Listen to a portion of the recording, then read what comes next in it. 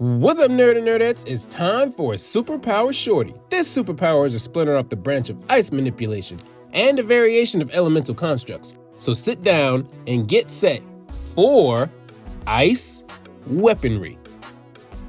With the ability to create a chill that kills in order to pay the bills, users of this cool, but also extremely harmful power can create or wield weaponry with power over ice, which grants the user a wide variety of ice and possibly cold-based abilities. This ability is not only specific to mystic weapons, but also technologically advanced weapons, if the means of creating one exists for the user. And the power of the weapons depends on what they were created for and what level of ice-based ability they're intended to possess. An interesting thing about this ability that gives it a little bit of depth, I guess, for those who like to be creative, is that ice and lower temperatures are associated with preservation and stagnation, and on the more esoteric side of the scale, death, undeath, or evil, while ghosts and similar spirits are associated with the lack of warmth because they don't have bodies that create heat and sustain life, all that other stuff. But long story short, anything can be frozen if enough heat is either absorbed or lost, causing an object to become brittle and thus easier to break. But anyway,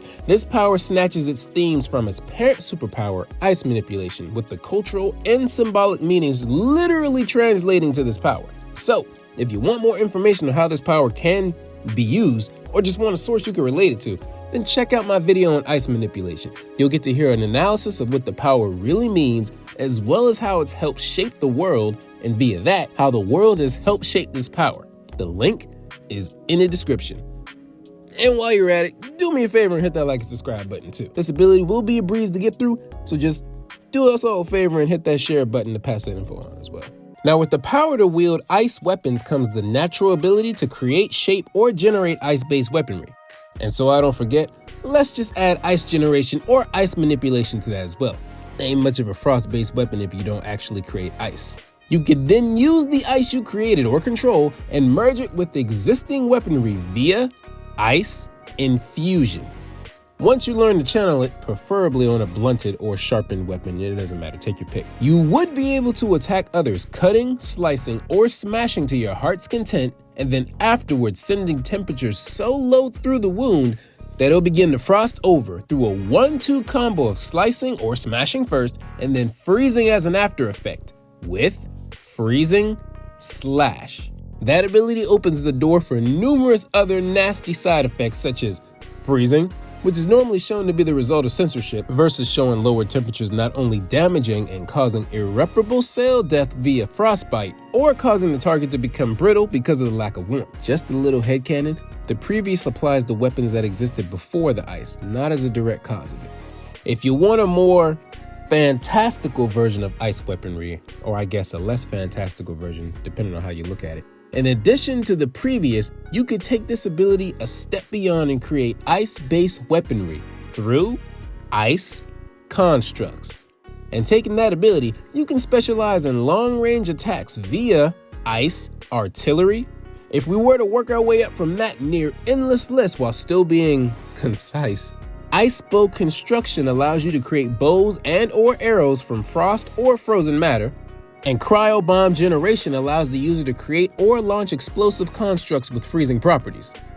From there, we get into the melee class, those who like the physical exertion of wielding the ice-based weaponry they create. Cryokinetic pole arm construction allows you to create glaives, pole axes, pillars, spears, scythes, tridents, etc., completely out of ice. Ice and lower temperatures are associated with stagnation and the elimination of any movement.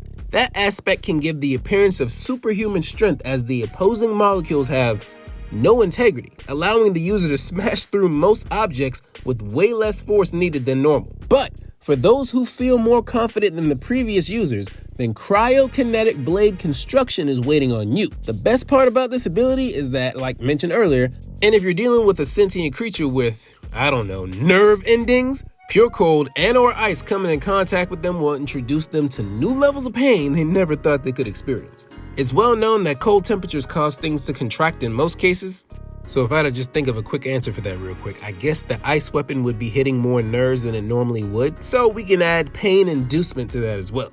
While on the same hand, or other hand, or both hands at the same time, you can use ice to form or empower razor-sharp claws for various offensive purposes. So with that mouthful, we can add cryokinetic claws to the list. And to wrap this up, since we're talking about bladed or piercing weapons, why not add the ability to use the ice generated to slice through objects in a manner very similar to before, but instead of using the ice as an after effect, you use the ice itself to cut through things via ice cutting. And there you have it, ice weaponry in a nutshell. I think I've said all I can about this power, so check out its parent powers if you want more inspiration on how to use this ability. Other than that, this power has your standard weaknesses, so stay warm, or maybe not stay warm in the case of this ability, and enjoy.